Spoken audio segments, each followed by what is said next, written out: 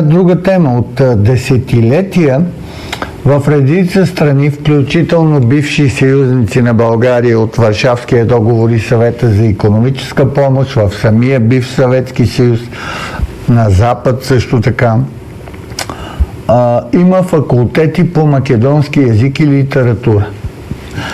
Той се разглежда като отделен от български език и литература, тъй като на не малко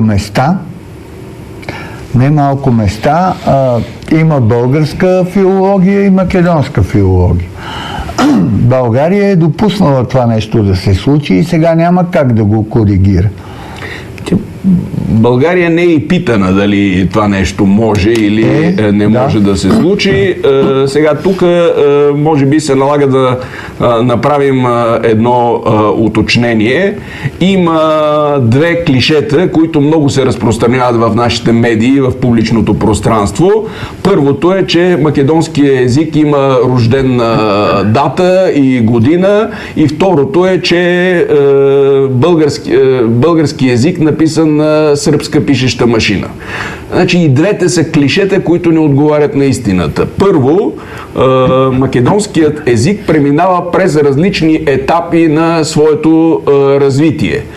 Имаме от една страна един първоначален етап, в който ви казах, че местни българо-македонски интелигенти от Македония пишат на местните говори, които продължават обаче да наричат български език.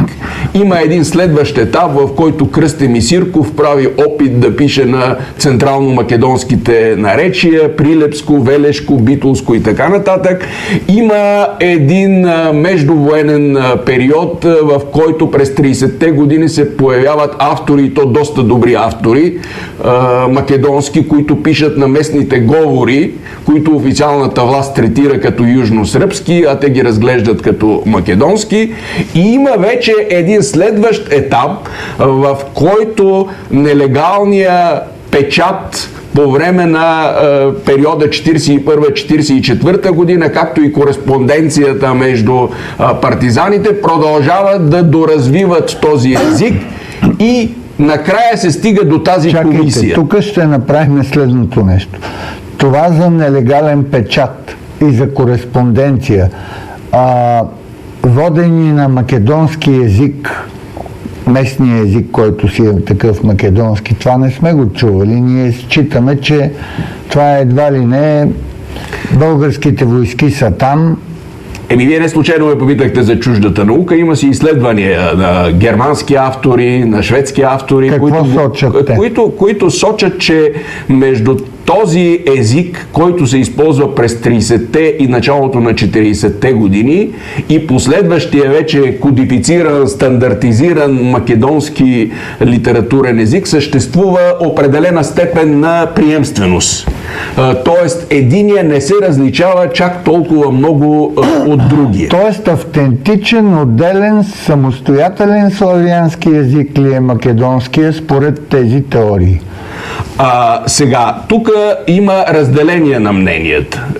Има и то все повече автори, които го разглеждат като напълно отделен език, което не означава, че няма автори, които да правят уговорките, че има германски диалекти, които са много по-отдалечени от германския, италиански, от италианския и в други държави, отколкото примерно македонския от българския, което обаче не пречи неговото стандартизиране да е станало по законите, по които е станало стандартизирането на всички останали литературни езици по света. Взимането на определени наречия, определенето на това, кое е правилно и кое е неправилно, и постепенното налагане на определена азбука. Всъщност, по време на българското възраждане също има разнописане, разноупотреба на различни букви. Това значи, че майката на Сергей Станишев, професор Дина Станишева, е имала легитимни свои научни основания да твърди, че македонския език е напълно отделен, самостоятелен славянски език в рамките на тази дискусия, за която говори.